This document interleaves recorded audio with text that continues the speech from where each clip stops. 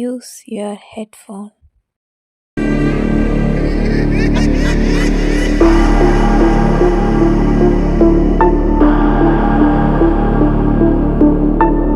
மது அருந்துதல் உடல் நலத்திற்கு தீங்கானது. மது அருந்திவிட்டு வாகனம் ஓட்டாதீர். புகைப்பிடித்தல் புற்றுநோயை உருவாக்கும் மற்றும் உயிரை கொல்லும். நண்பர்களுக்கு வணக்கம். ஒரு பேருந்து பயணத்தின் போது திருவண்ணாமலைக்கு செல்லும் பொழுது சீட்டுக்காக ஏற்பட்ட சண்டையில் ஒரு சாதுவை ஒரு 50 வயது மிக்க ஒரு ஆண் கை நீட்டி அடித்ததால் அவருக்கு நடந்த திகில் சம்பவம். அந்த மர்மமான திகில் சம்பவம் என்னங்கிறத தான் இன்னைக்கு நம்ம 7வது எபிசோடாக பார்க்க போகிறோம்.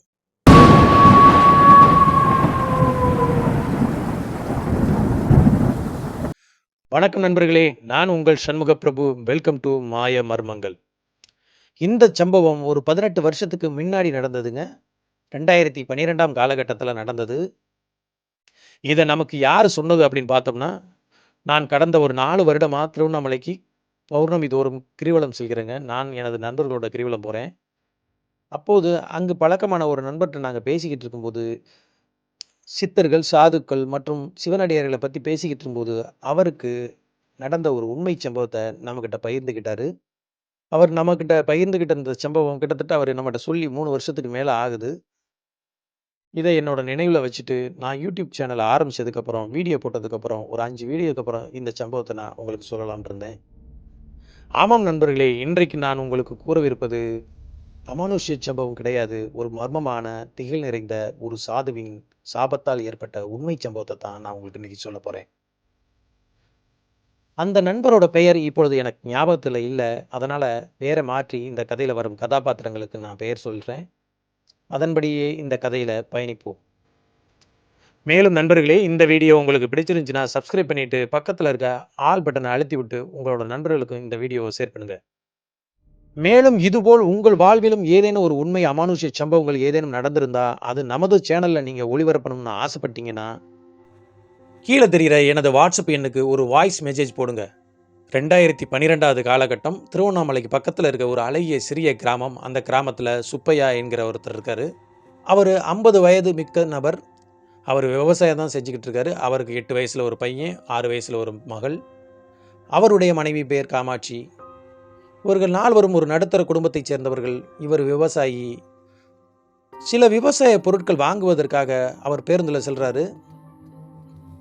பஸ் ஸ்டாண்டில் போய் பார்க்குறாரு. பஸ் நிறைய கூட்டமாக இருக்கிறதுனால ஒரு பஸ்ஸில் சீட்டு பிடிக்கிறக்காண்டி ஜன்னல் ஓரத்தில் துண்டு எடுத்து போடுறாரு. அந்த சுப்பையா ஜன்னல் ஓரமாக நின்று துண்டு எடுத்து சீட்டில் போட்டுட்டு பஸ்ஸில் ஏறி பார்க்குறாரு. அது பக்கத்தில் ஒரு 60 வயது மிக்க ஒரு பிச்சைக்கார தோட்டத்தில் உள்ள ஒரு பெரியவர் அமர்ந்திருக்காரு. இவருக்கு ஒரே சங்கடமாக இருக்குது. அந்த பெரியவரை எழுந்து வேறு சீட்டில் அமர சொல்கிறாரு. ஆனால் அந்த பெரியவர், இது 2 பேர் அமரக்கூடிய சீட்டு தானே, நீ அந்த ஓரத்தில் உட்காரு, நான் இந்த ஓரத்தில் உட்கார்றேன், உனக்கு என்னப்பா பிரச்சனை அப்படின்னு சொல்லி கேட்குறாரு. இது அவர்களுக்குள்ள வாய் தகராறு ஏற்பட்டு ஒரு சிறிய கை கலப்பு நடக்குதுங்க. அந்த கை கலப்பில் அந்த பெரியவர் அந்த சாதுவை, அந்த பெரியவரை இந்த சுப்பையா கை நீட்டி ஓங்கி அரைஞ்சிடுறாரு. இந்த சம்பவத்தை பார்த்து ஓடி வந்த அந்த கண்டக்டர், ஏன் அந்த பெரியவரை போட்டு அடிக்கிற அப்படின்னு சொல்லிட்டு அந்த பெரியவரை கூட்டிகிட்டு போயிட்டு பின் சீட்டில் அமர வைக்கிறாரு. பேருந்து அந்த இடத்துலேருந்து கிளம்புதுங்க. இந்த சுப்பையா அந்த பெரியவரை எதார்ச்சியாக திரும்பி பார்க்குறாரு. பின்னால் அந்த பெரியவர் இவரை உற்று நோக்கியபடி பார்த்து கொண்டிருக்கிறார். இது இவருக்கு மேலும் கோபத்தை ஏற்படுது. அப்பப்போ திரும்பி இவரும் பார்க்குறாரு, அவரும் பார்க்க, இருவரும் முறைச்சி கொண்டே இருக்கிற மாதிரி இருக்குதுங்க. கிட்டத்தட்ட திருவண்ணாமலை நெருங்கிறாரு. இவர் முதல் பேருந்து நிலையத்தில் இறங்குறதுக்காக எழுந்து வர்றார். எழுந்து அந்த பெரியவரை பார்க்கும்போது அவர் மீண்டும் இவரை முறைச்சி பார்த்தபடியே இருக்காரு. இது அவருக்கு மேலும் கோபத்தை ஏற்படுத்தவே முன்வாசல் படிக்கட்டுக்கிட்ட அமர்ந்திருக்கவர் பின்னோக்கி போகிறாரு. பின்னோக்கி நேரே போனவர் அந்த பெரியவர்கிட்ட, ஏயா என்னை முறைச்சி பார்த்துக்கிட்டே இருக்க அப்படின்னு சொல்லி கேட்குறாருங்க. அதற்கு அந்த பெரியவர் சிரிச்சுக்கிட்டே, நீ ரொம்ப பாவம் செஞ்சுருக்க, பார்த்து போப்பா அப்படின்னு சொல்கிறாரு. உடனே இவருக்கு மேலும் கோபம் அதிகரிக்கவே, இவருக்கு என்ன திமிரு பாரு அப்படின்னு சொல்லிட்டு அவர் பக்கம் திரும்பவே, உடனே கண்டக்டர் அவர் ஒன்றும் சொல்லலை, நீங்கள் இறங்கி போங்க அப்படின்னு சொல்கிறாரு. உடனே அடுத்த நிமிஷம் கீழே இறங்கி வர்றாரு. பஸ்ஸை விட்டு கீழே இறங்கின சுப்பையாவுக்கு லேசான மயக்கம் வருவது போல கைகால் நடுக்கம் ஏற்படுதுங்க. உடனே தடுமாறி சாயிறாரு. உடனே அருகில் இருந்தவங்களாம் இவரை தாங்கி பிடிச்சி தண்ணியை தெளித்து பார்க்குறாங்க. ஆனால் இவர் கண் விழிக்கவே இல்லை. இவர் மீண்டும் கண் விழித்து பார்க்குறாரு. வீட்டில் படுத்திருக்காரு பெட்டில். பேருந்தில் தான் அடித்த அதே சாது தன்னோட கேட்டுக்கு முன்னாடி வந்து இரவு நேரத்தில் சிரிக்கிறாருங்க. அதை பார்த்து திடுக்கிட்ட இந்த சுப்பையா படுக்கையிலிருந்து வேகமாக வாரி சுட்டி எந்திரிக்கிறாரு. எழுந்து பார்க்குறாரு. இரவு 12 மணி. இவருக்கு லேசான நடுக்கம் மற்றும் பயத்தோட நம்ம அன்னைக்கு அவரை அடிச்சுட்டு பஸ்லேருந்து இறங்கணும், நமக்கு என்ன நடந்துச்சுன்னே தெரியல, நம்ம வீட்டில் வந்து படுத்திருக்கோமே அப்படின்னு சொல்லி யோசிக்கிறாரு. உடனே ஹாலில் வந்து பார்க்குறாரு, தன்னோட மனைவி பையனோடையும் பொண்ணோடையும் படுத்திருக்காங்க. மெதுவாக தன்னோட மனைவியை தட்டி எழுப்புறாரு. மனைவி எழுந்து பார்த்த உடனே திடுக்கிட்டு கத்துறாங்க. உடனே அவரோட பிள்ளைகளும் எழுந்துடுறாங்க. உடனே இவர், எதுக்கடி கத்துற, நான் தான் உன்னை எழுப்புனேன், எதுக்கு பயப்படுற அப்படின்னு சொல்லி கேட்குறாரு. உடனே நடந்ததை அவர் சொல்கிறாரு. உடனே அவர் மனைவி கிட்ட பஸ்ஸில் நடந்ததையும், பஸ்ஸை விட்டு கீழே இறங்கி தான் மயக்கம் போட்டு விழுந்ததையும், தனக்கு என்ன ஆச்சு அப்படின்னு சொல்லி, இப்போ நான் வீட்டில் வந்து படுத்திருக்கேனே, தனக்கு என்னாச்சுன்னு தன்னோட மனைவிட்ட அவர் கேட்குறாரு. உடனே அவரோட மனைவியும், அண்ணாமலையாரே அப்படின்னு தலையில் அடிச்சுக்கிட்டு, இதுக்கெல்லாம் காரணம் நாசமாக போனவனே நீதானா அப்படின்னு சொல்லி அவங்க மனைவி அவரை திட்டுறாங்க. உடனே அவரும் அவர் மனைவி கிட்ட கேட்குறாரு, என்னதான் நடந்துச்சு சொல்லுடி அப்படின்னு சொல்லி கேட்கும்போது, முதல்ல நீ போய் உன் முகத்தை கண்ணாடியில் பாரு, இன்னைக்கு என்ன தேதி அப்படின்னு சொல்லி போய் பாரு அப்படின்னு சொல்லி அவங்க மனைவி அவங்கள திட்டி அனுப்புகிறாங்க. இவரும் வேகமாக படுக்கறை கிட்ட போய் பீரோல் கண்ணாடியில் முகத்தை பார்க்குறாருங்க. இவருக்கு உடனே ஷாக்குங்க. என்ன அப்படின்னா, அந்த ஊரில் ஒரு கட்டுமஸ்தான ஆண்மகனுங்க அவர். இப்பொழுது கண்ணாடியில் அவரை பார்க்கும்போது மிகவும் இளைத்து பார்க்குறதுக்கு ரொம்ப அசிங்கமாக இருக்கிறாருங்க. அதை பார்த்து திடுக்கிட்டு என்னாச்சு அப்படின்னு சொல்லி தன்னோட மனைவியை கேட்குறாரு. நீ பண்ண அந்த காரியத்தால் 7 மாதமா 7 லட்சம் ரூபாயை இழந்துட்டு, உன்னையும் கோமாவில் வச்சுட்டு ஹாஸ்பிட்டலாக அலைஞ்சு நாயாக திரிஞ்சு லோல் பட்டு திரிஞ்சனையா அப்படின்னு சொல்லி அவங்க மனைவியை ஒப்பாரி வைக்கிறாங்க. அவங்க மனைவியை ஆசுவாசப்படுத்திட்டு, என்ன முழுமையாக சொல்லு அப்படின்னு சொல்லி கேட்குறாருங்க. ஆமாங்க, அந்த பேருந்துலேருந்து இறங்கின உடனே இவர் மயக்கம் போட்டது வரைக்கும் தான் அவருக்கு ஞாபகம் இருக்குது. அதற்கப்புறம் ஹாஸ்பிட்டலில் கொண்டு போய் சேர்த்துட்டு அங்கே இருக்கவங்க அவங்க மனைவிக்கு தகவல் தெரிவித்து அவங்க மனைவியும் குழந்தைகளோட இங்கே ஹாஸ்பிட்டலுக்கு வந்திருக்காங்க. ஹாஸ்பிட்டலில் வந்து டாக்டர்கிட்ட கேட்கும்போது, இது என்ன நோயினே தெரியலம்மா, உன்னோட கணவன் கோமாவில் இருக்கார், நிறைய டெஸ்ட் எடுக்க வேண்டியது இருக்குது, கிட்டத்தட்ட ஒரு 4 மாத காலம் ஹாஸ்பிட்டலில் நீங்கள் இருக்கணும் அப்படின்னு சொல்கிறாரு. இவங்களும் நிறைய சில பல டெஸ்ட்டெல்லாம் எடுத்து பார்த்துட்டு ஹாஸ்பிட்டலில் இருந்து 4 மாதம் ஒரு 7 லட்ச ரூபாய்கிட்ட செலவாயிருச்சு. இதற்கு மேலே என்ன பண்ணுறதுன்னு எனக்கு தெரியல, அதனால் நீங்கள் வீட்டுக்கு கூட்டிகிட்டு போங்க அப்படின்னு மருத்துவமனையை விட்டு வீட்டுக்கு அனுப்பி விடுறாரு. இவங்களும் தன்னிட்ட இருந்த அனைத்து காசும் செலவான காரணத்தினால வீட்டுக்கு அவரை கூட்டிகிட்டு வந்துடுறாங்க. தன்னோட பெண் பிள்ளைக்காண்டி சேர்த்து வச்சுருந்த அனைத்து நகையும் விற்றுத்தாங்க அவருக்கு மருத்துவ செலவு பார்த்துருக்காங்க. இதையெல்லாம் தன்னோட கணவர்கிட்ட சொல்லி அவங்க அழுகும்போது, அவருடைய கணவர் அப்படியே திகைப்பில் பிரமிச்சு போய் அப்படியே உட்காந்துருக்காரு. தான் கோபத்தால் செய்த ஒரு சிறிய தவறால் தன்னோட குடும்பம் எவ்வளவு பாதிக்கப்பட்டிருக்குன்னு அப்போ தாங்க உணர்றாரு. இதற்கு மேலே இது மாதிரி நான் பெரிய தவறுகளை நான் செய்யவே மாட்டேன் அப்படின்னு சொல்லிட்டு வீட்டில் இருக்க அண்ணாமலையார் படத்துக்கு முன்னாடி மண்டியிட்டு மன்னிப்பு கேட்குறாரு. இவர் செய்த அந்த செயலை நினைத்து இவர் மனைவி வருத்தப்பட்டாலும், தன் கணவர் 7 மாதத்துக்கு அப்புறம் சுயநினைவோடு வந்ததை நினச்சி அந்த மனைவி மிகவும் சந்தோஷப்படுறாங்க. அந்த குடும்பமே மறுபடியும் சந்தோஷத்தில் திளைக்கிறாங்க. அன்று இரவு 4 மணி வரையும் குடும்பத்தார்கள் அனைவரும் பேசிக்கிட்டே இருந்துட்டு 4 மணிக்கு மேலே மறுபடியும் படுக்கையில் படுக்கிறாரு.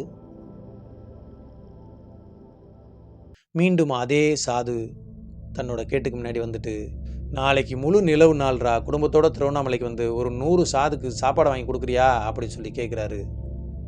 இந்த கனவுல அந்த சாது அவர்கிட்ட கூறும்போது இவர் கையெடுத்து கும்பிட்டு கண்ணீர் மல்க, கண்டிப்பாக வர்றேன் ஐயா அப்படின்னு சொல்லி காலில் விழுந்து வணங்குறாரு. இது நடந்தது கனவு. கனவுலேருந்து திடுக்கிட்டு எந்திரிக்கிறாரு. காலை 4:30 மணி ஆகுதுங்க. உடனே தன்னோட மனைவிக்கிட்ட நடந்தது அனைத்தையும் சொல்கிறாரு. காலையில் சுப்பையாவுக்கு நினைவு திரும்பியதை அடுத்து பக்கத்தில் இருக்கவங்க மற்றும் சொந்தக்காரங்க எல்லாம் அவரை பார்க்க வர்றாங்க. அவரை பார்த்துட்டு சந்தோஷமாக பேசிட்டு அவங்கெல்லாம் வீட்டை விட்டு போகிறதுக்கே மதியம் ஆயிடுது. மதியம் 2 மணிக்கு மேலே இவர் வீட்டிலேயே சமைச்சு, இவர் மனைவி பிள்ளைங்களும் சேர்ந்து சமைச்சு ஒரு 100 பட்டலம் சாப்பாடு ரெடி பண்ணுறாங்க. சாப்பாட்டை ரெடி பண்ணி அதே பஸ் ஸ்டாண்ட்லேருந்து பேருந்துலேருந்து கிளம்பி கிரிவல பாதைக்கு போகிறாங்க. முதல்ல கிரிவல பாதைக்கு போயிட்டு கிரிவல பாதையில் இருக்க ஒவ்வொரு சாதுவாக பார்த்து கையெடுத்து கும்பிட்டு இந்த சாப்பாடு பொட்டலத்தை ஒன்று ஒன்றா கொடுக்குறாங்க. இந்த சாப்பாடு பொட்டலத்தை ஒன்று ஒன்றா கொடுத்துட்டு அனைத்து அஷ்டலிங்கத்தையும் வழிபட்டுட்டு நேர திருவண்ணாமலை கோயில் கோபுரத்துக்கு முன்னாடி வந்து அண்ணாமலையரையும் வணங்கிட்டு மறுநாள் காலை 4 மணி ஆகுதுங்க வீடு திரும்புகிறாங்க. அந்த சாது சொன்னது போலவே நான் செஞ்சிட்டேன் அப்படின்னு சொல்லிட்டு அன்றைய இரவு நிம்மதியாக தூங்குறாரு. மறுநாள் இரவும் அதே சாது கனவுல வர்றாரு. வந்த அந்த சாது இப்பொழுது வீட்டு வாசற்படியில் வந்து அமர்ந்திருக்காரு. வாசற்படியில் வந்து அமர்ந்தவர் இவரை சிரித்து பார்த்துக்கிட்டே, உன்னோட கர்மாவை நான் குறைச்சிட்டேன், இனிமே உன்னை அண்ணாமலையார் பார்த்துக்குவார், இனிமே உனக்கு நல்ல காலம்தான் அப்படின்னு சொல்லிட்டு எழுந்து வேகமாக போகிறாரு. இதை கனவுல பார்த்த இந்த சுப்பையா கையெடுத்து கும்பிட்டு கண்ணீர் மெழுக அவர் போன பாதையை பார்த்து கீழே விழுந்து கும்பிட்றாருங்க. கீழே விழுந்து கும்பிட்டு அவர் மனைவிட்ட காலையில் நடந்த அனைத்து விஷயத்தையும் சொல்லி தேம்பி தேம்பி அழுகிறாரு. நான் என் வாழ்நாளில் எவ்வளவு பெரிய தப்பு செஞ்சுருக்கேன் அப்படின்னு சொல்லிட்டு தேம்பி தேம்பி அழுகிறாரு. உடனே அவருடைய மனைவியும், ஒன்றுமில்ல ஐயா, அதான் அண்ணாமலையார் சரி பண்ணிட்டாரே, இனிமேல் கவலைப்படாத அப்படின்னு சொல்லி அவரை தேற்றுறாங்க. நண்பர்களே, இந்த கதையில் நாம் என்ன தெரிஞ்சுக்கணும் அப்படின்னா, எந்த இடத்துலையும் கோவப்படாமல் அமைதியாக இருந்து வாழ்ந்து பழகுங்க. அவசரப்பட்டு யாரையும் கை நீட்டி விடாதீர்கள். முக்கியமாக எந்த வார்த்தையும் விட்டு விடாதீர்கள். எந்த ஒரு சாதுவிடமோ சிவனடியாரிடமோ மற்றும் பெரியோர்கள்ட்ட எந்த ஒரு சாபத்தையும் வாங்கிறாதீங்க. அந்த சாபத்தை போக்குறது நமக்கு ரொம்ப கஷ்டமுங்க. இந்த கதையை கூறிய அந்த பெயர் தெரியாத அந்த நண்பருக்கு ஒரு நன்றியை சொல்லிட்டு, என்னோட அப்பன் அண்ணாமலையானுக்கும் ஒரு நன்றியை நான் சொல்லிட்டு, இந்த வீடியோ உங்களுக்கு பிடிச்சிருந்துச்சுன்னா சப்ஸ்கிரைப் பண்ணிவிட்டு பக்கத்தில் இருக்க ஆல் பட்டனை அழுத்திட்டு உங்களோட நண்பர்களுக்கும் இந்த வீடியோவை ஷேர் பண்ணுங்கள். மேலும் இதுபோல உண்மை மற்றும் அமானுஷ்ய சம்பவங்கள் உங்கள் வாழ்க்கையில் ஏதேனும் நடந்திருந்தா அது நமது சேனலில் நீங்கள் ஒளிபரப்பணும்னு ஆசைப்பட்டீங்கன்னா கீழே தெரிகிற எனது நம்பருக்கு ஒரு வாய்ஸ் மெசேஜ் அனுப்புங்க நண்பர்களே. அந்த வீடியோவும் நமது சேனலில் ஒளிபரப்பப்படும். மீண்டும் அடுத்த வீடியோவில் சந்திப்போம். நன்றி, வணக்கம். நான் உங்கள் சண்முக பிரபு.